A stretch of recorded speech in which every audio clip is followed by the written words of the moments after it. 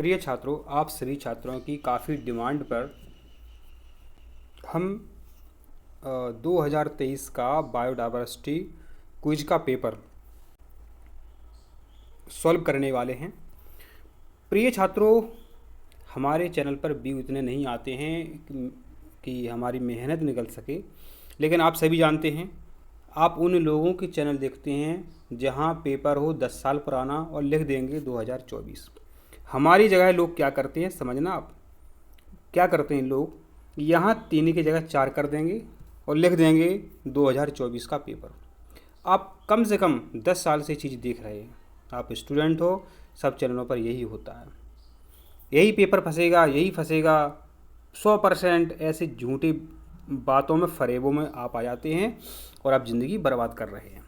तो प्रिय छात्रों, पुराने पेपर आपको लगाने चाहिए। आप काफ़ी समय से डिमांड कर रहे थे और ऐसा नहीं हमारे चैनल से क्वेश्चन ही फंसते हैं, सबसे ज़्यादा फंसते हैं। MP सुपर 100 नामक सबसे बड़ी परीक्षा के क्वेश्चन हमारी वीडियो से ही आते हैं।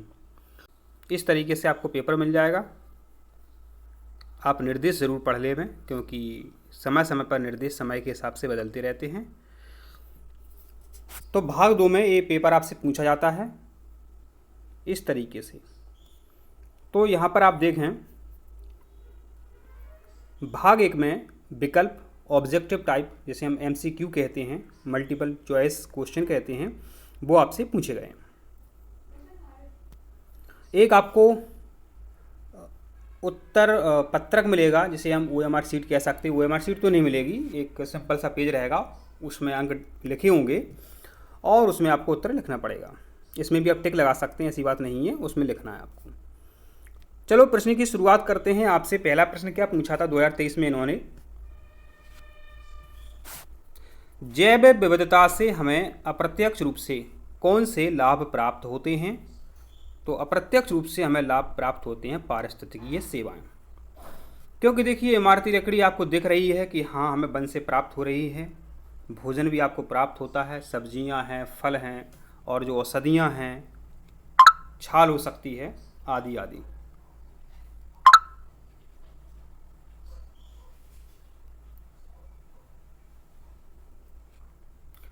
छाल हो सकती है, आदि आदि।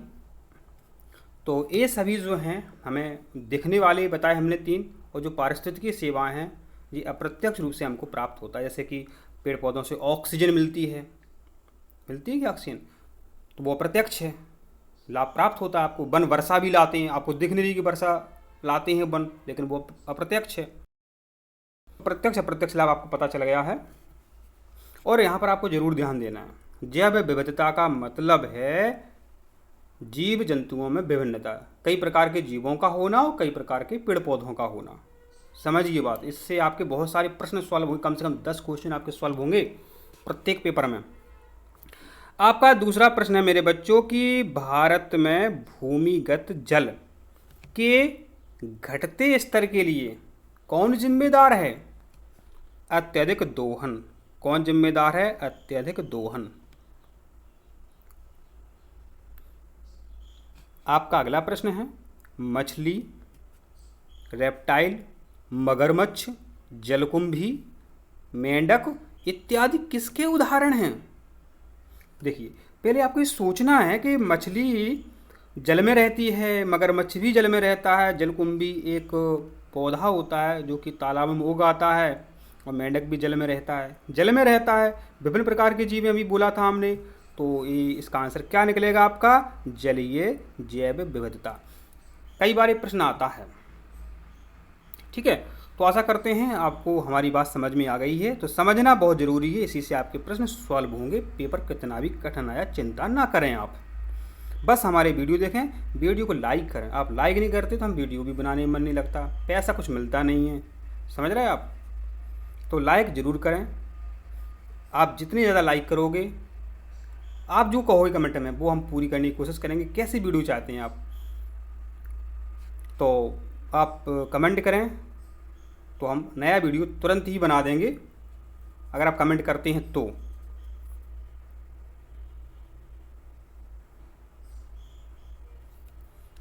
आपका देखिए यहाँ पर नेक्स्ट प्रश्न है, जमुनापारी किस पशु की एक पालतू नस्ल है। तो जमुनापारी मेरे बच्चों एक प्रकार की ये बकरी है।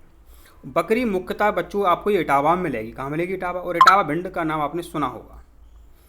क्या किया जाए, ये फालतू के मैसेज आ रहे हैं, समस्या हो रही है, अभी इसको हम देखते हैं। तो जमुनापारी क्या है? एक बकरी है मेरे बच्चों, ठीक है। तो बकरी है और इटावा क्षेत्र में पड़ती है और इंडोनेशिया देश में भी ये मिल जाती है। तो इंडोनेशिया में इस बकरी को इटावा के नाम से जानते हैं, क्योंकि इटावा इसका ये जो है मूलतः स्थान है।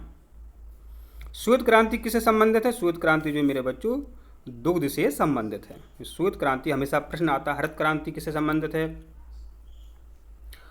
खाद्य उत्पादन से संबंधित है। श्वेत क्रांति दुग्ध उत्पादन से संबंधित है। तो ऐसा जो प्रश्न हमेशा आता है, तो आप हमारा पुरानी वीडियो देख लें तो आपको ये सब कुछ मिल जाएगा।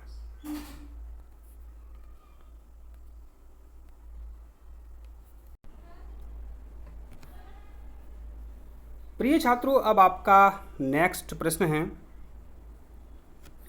इनमें से किस पेड़ की छाल को एक मसाले के रूप में प्रयुक्त किया जाता है, इस्तेमाल किया जाता है? तो दालचीनी एक पौधा है, इसकी छाल जो है अपन सब्जी में इसका यूज करते हैं। दालचीनी गला बैठ जाए, सर्दी जुकाम हो जाए, तो कई प्रकार की खाज खुजली में ये दालचीनी जो है ये उपयोग करते हैं अपन।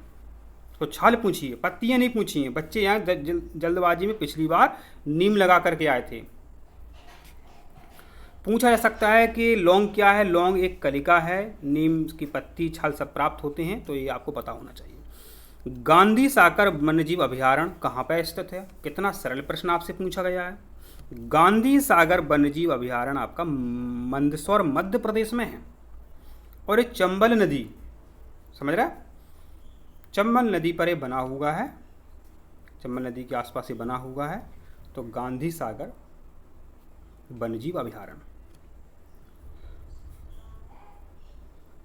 आपका नेक्स्ट प्रश्न देख लेते हैं, जो कि यहां दिख नहीं रहा था।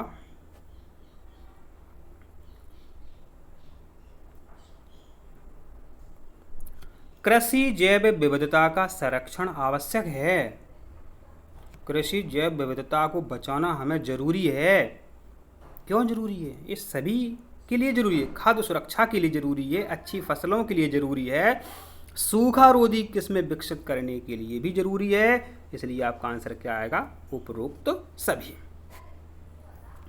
आपका नेक्स्ट प्रश्न आपसे कह रहा है कि बाघ जनगणना 2022 में हुई थी के अनुसार किस राज्य में बाघों की संख्या सबसे अधिक है? तो वो है अपना मेरे बच्चों मध्य प्रदेश। तो उस समय जो है 785 बाघ जो है अपन को मिले थे सर्वे में। यहाँ पर आपको ध्यान रखना बहुत ज़रूरी है। दूसरे नंबर पर कर्नाटक आता है। मध्य प्रदेश को टाइगर स्टेट इसलिए कहते हैं क्योंकि जो बाघ हैं, टाइगर हैं, पूरे भारत में किसी भी राज्य में सबसे ज़्यादा हैं, तो वो अपने मध्य प्रदेश में है। सोयाबीन प्रदेश कहते हैं अपने मध्य प्रदेश को।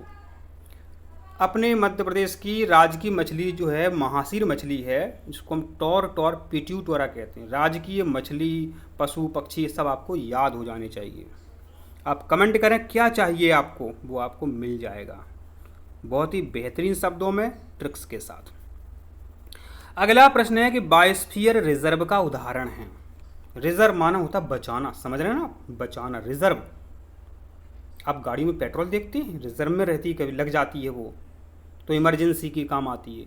तो बायोस्फीयर रिजर्व का मतलब है कि जो जीव जंतु हैं उनको कैसे बचाया जाए। एक तो इन सीटू के द्वारा बचाया जा सकता है, एक एक्स सीटू के द्वारा बचाया जा सकता है। माना जहाँ वो हैं उसके आसपास तार लगा दो, यहाँ वहाँ नहीं बचा पा रहे तो उनको ला करके किसी अन्य जगह पर स्थानांतरित कर दो।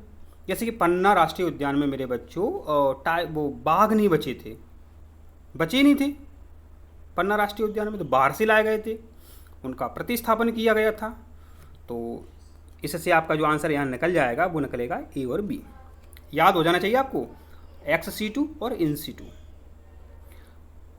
फसलों के जंगली रिश्तेदार से क्या तात्पर्य है आपका? जो फसलों के जंगली रिश्तेदार हैं इनसे आपका क्या मतलब है, क्या तात्पर्य है? तो इसका आंसर है मेरे बच्चों वाइल्ड स्पीसीज।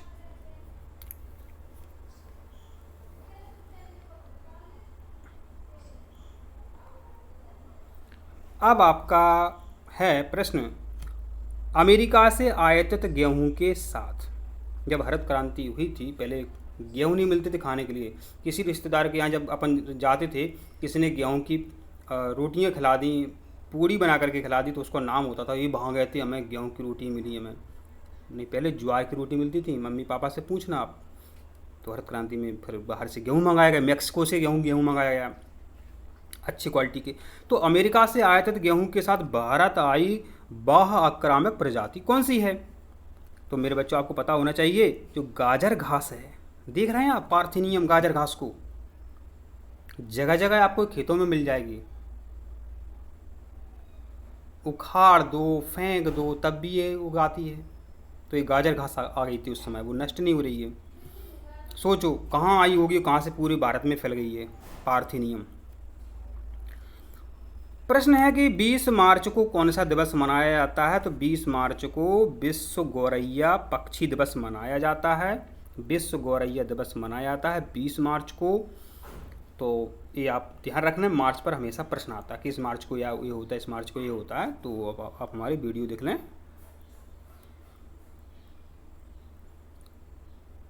अंतर्राष्ट्रीय बाघ दिवस कब मनाया जाता है? अंतर्राष्ट्रीय बाघ दिवस कब मनाया जाता है? 29 जुलाई को मनाया जाता है। मध्य प्रदेश में जैव संसाधनों, अपना जो मध्य प्रदेश है जैव संसाधनों से भरपूर है, कि सबसे बड़ी मंडी कहाँ पे है? नीमच में है। जो चीज़ ज़्यादा हो उसे अपन कहते हैं मच, बोलते हैं मच, नीमच, ऐसे याद कर सकते हैं अपन। जैव विविधता के जनक कौन हैं? जनक, जनक, जनक का बच्चा, पुत्र, सन। तो इसके हैं ईओ विल्सन। इसको हम आपको पहले बता चुके हैं, अपने नोट्स में बता चुके हैं।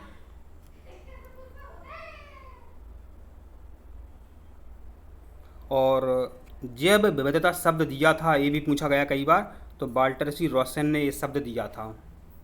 हमने आपको ट्रिक से बताया पिछली वीडियो में, सब वीडियो आप देखें। यदि एक ही वीडियो में समझाएंगे तो टाइम ही नहीं मिलेगा अपन को, हैं। तो देखिए अगला जो प्रश्न है, एक प्रश्न क्या था इसमें, देखिए समझने की कोशिश करते हैं। हाँ, भारत में पाया जाने वाला जंगली कुत्ता किस नाम से जाना जाता है?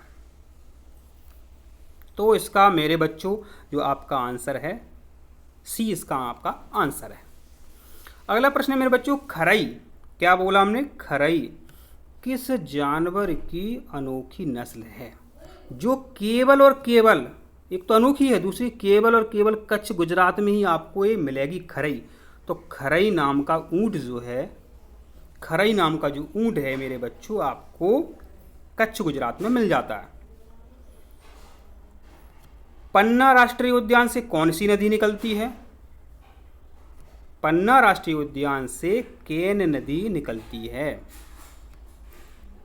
पन्ना राष्ट्रीय उद्यान से केन नदी निकलती है। अगला प्रश्न है, इनमें से कौन सी पत्रिका पर्यावरण से जुड़ी है? तो तीनों पत्रिकाएं जो हैं पर्यावरण से जुड़ी हुई हैं, इसलिए जो आपका मेरे बच्चों यहाँ आंसर जो आपका आएगा वो क्या आएगा? उपरोक्त सभी।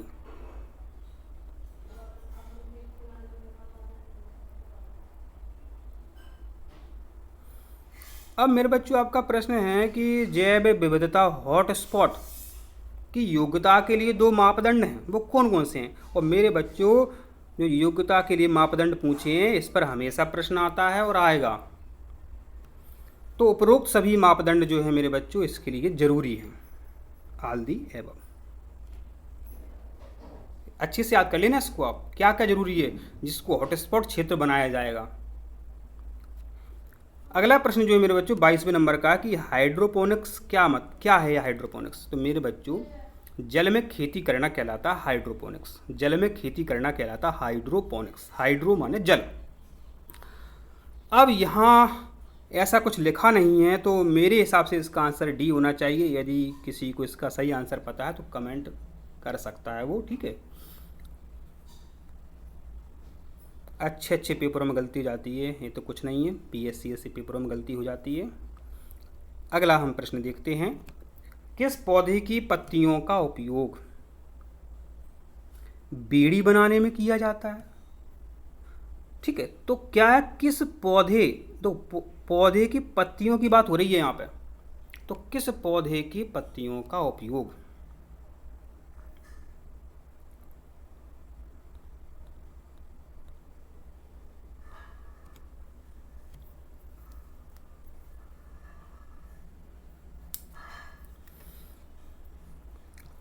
तो देखिए यहाँ पे बात हो रही है किस पौधे की पत्तियों का उपयोग। किस पौधे की, तो देखिए यहाँ बात हो रही है किस पौधे की पत्तियों का उपयोग। तो किस पौधे की, तो देखिए यहाँ पर बात हो रही है किस पौधे की पत्तियों का उपयोग बीड़ी बनाने में किया जाता है। तो किस पौधे की पत्तियों का उपयोग बीड़ी बनाने में करते हैं? तो आपका उत्तर है तेंदू पत्ता। तो तेंदू पत्ता हो तो है उससे बीड़ी बनाई जाती है। अगला प्रश्न है मेरे बच्चों की वह प्रक्रिया जिसके द्वारा मौजूदा प्रजातियों से नई प्रजातियों का विकास होता है क्या कहते हैं? मौजूदा प्रजातियों से जब नई प्रजातियां बनती हैं तो इसे कहते हैं प्रजातिकरण। अगला जो प्रश्न है कि रेगिस्तान, वन और घास के मैदान किसके उदाहरण हैं? जो मैदान है किसके उदाहरण हैं? जो रेगिस्तान हैं, वन हैं, घास के मैदान हैं, ये किसके उदाहरण हैं? तो ये है आपकी पारिस्थितिकी की विविधता। अलग अलग प्रकार के जीव और पेड़ पौधे आपको इनमें मिलेंगे। अगला प्रश्न जो है मेरे बच्चों कि मध्य प्रदेश में कितने कृषि जलवायु क्षेत्र हैं? तो मध्य प्रदेश में 11 कृषि जलवायु क्षेत्र हैं। बैरारी किस जानवर की पालतू नस्ल है? जो बैरारी है किस जानवर की पालतू नस्ल है? तो मेरे बच्चों जो बैरारी है ये बकरी, बैरारी जो है बकरी की नस्ल है। बैरारी जो है बकरी की नस्ल है।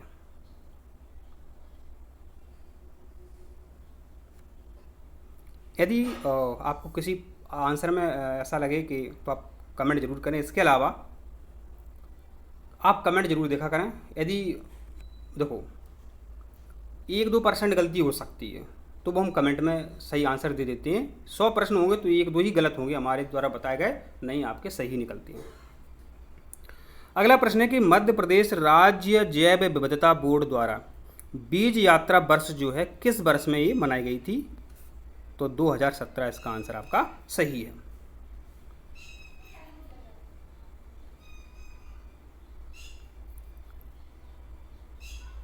अगला आपका प्रश्न है कि सीबीडी द्वारा जैव विविधता के कितने आईची लक्ष्य निर्धारित किए गए हैं? 10 आईची लक्ष्य निर्धारित किए गए हैं। कितने? 10 आईची लक्ष्य निर्धारित किए गए हैं। प्लेन टाइगर क्या है? प्लेन टाइगर एक तितली है। प्लेन टाइगर क्या है? एक तितली है। निम्न में कौन सी लघु धान्य है? लघु धान ऐसे मोटे अनाज होते हैं, पतले अनाज होते हैं, तो लघु धान है। तो ऐसे जी आपका कोदो है, कुटकी है, ये लघु धान है। हमेशा इस पर प्रश्न आया है। इसके लिए आप हमारे नोट्स जरूर ले लें, नोट्स और ओटी टाइप के क्वेश्चन। यदि आपने 2 ले लिए तो जो मान लो इनसे पेपर आपका मिलेगा 80 से 85%। 32वें नंबर का प्रश्न है सक्रिय औषधि सामग्री कौन सी? रेसरपाइन किससे प्राप्त करते हैं? प्राप्त करते हैं राउवोल्फिया सरपेंटाइना से। रेसरपाइन नामक जो औषधि है राउवोल्फिया सरपेंटाइना पौधा है उससे प्राप्त करते हैं, उसकी जड़ों से प्राप्त करते हैं रेसरपाइन। अगला आपका प्रश्न है कि निम्नलिखित में कौन सी गेहूं की किस्म दलिया बनाने के लिए काम में लेते हैं और दलिया बहुत अच्छा होता है? बच्चों एक गेहूं भी अच्छा होता है, इसको बोलते हैं कठिया गेहूं।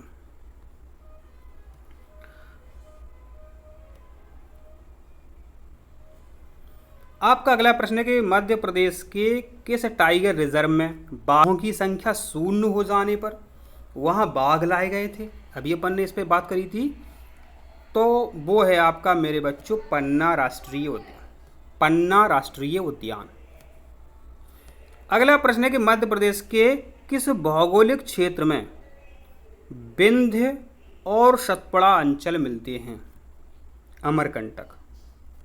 अमरकंटक में अमरकंटक विंध्य पहाड़ी भी मिलती है और सतपुड़ा पहाड़ी भी मिलती है। भारत का वन पुरुष किसे कहते हैं? देखो हर बार प्रश्न आता है, कभी वन पुरुष पूछेंगे, कभी जल पुरुष पूछेंगे, इस तरीके से कभी पक्षी पुरुष पूछते हैं। ठीक है, तो भारत के वन पुरुष कहा जाता है, भारत के वन पुरुष कहा जाता है जाधव मोलाई पायेंग। जाधव मोलाई पायेंग। और देख लेते हैं, राजेंद्र भाई को कहते हैं, राजेंद्र सर को कहते हैं जल पुरुष।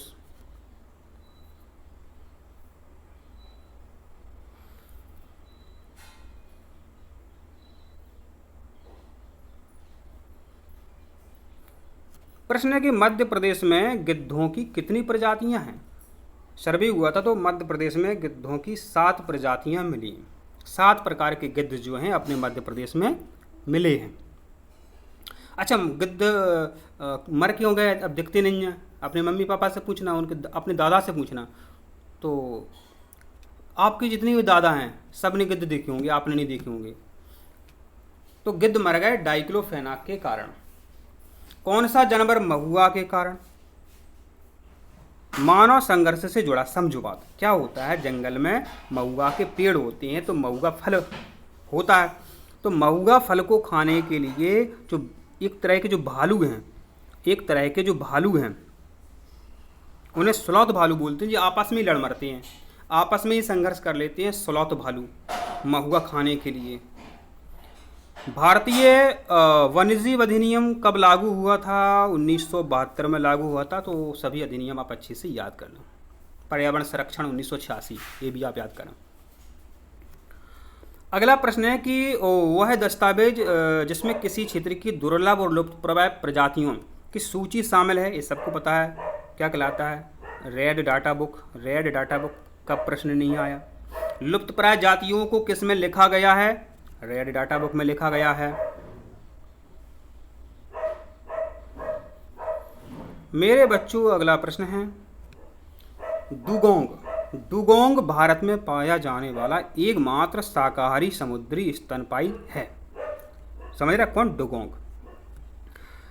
एकमात्र शाकाहारी है और समुद्री स्तनपायी है। यह वास्तव में क्या है? यह समुद्री गाय है। इसको समुद्री गाय भी कहते हैं। डुगोंग को समुद्री गाय भी कहते हैं। निम्न में से गोंद किससे प्राप्त करते हैं? अब अलग अलग प्रकार के बच्चे इस वीडियो को देख रहे होंगे। कुछ बच्चों के आसपास गुग्गुल के पेड़ भी मिलेंगे, उनसे भी गोंद प्राप्त करते हैं। पलाश के पेड़ मिलेंगे, उनसे भी गोंद प्राप्त करते हैं। सलाई के पेड़ मिलेंगे, उनसे भी गोंद प्राप्त करते हैं। अब अलग अलग जगह पे पेड़ मिलेंगे।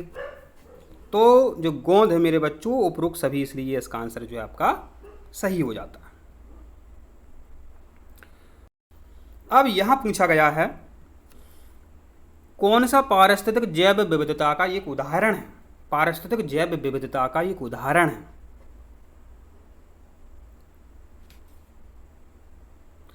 पारिस्थितिक जैव विविधता का एक उदाहरण है। तो इसका जो आंसर है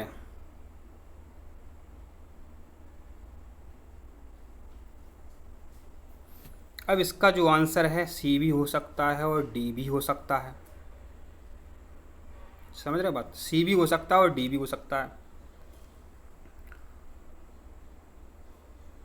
और जहाँ तक संभावना इसका आंसर सी भी हो सकता है, तो इसका आंसर कन्फ्यूज़न में है। इसका आंसर हम कमेंट में आपको बताएंगे।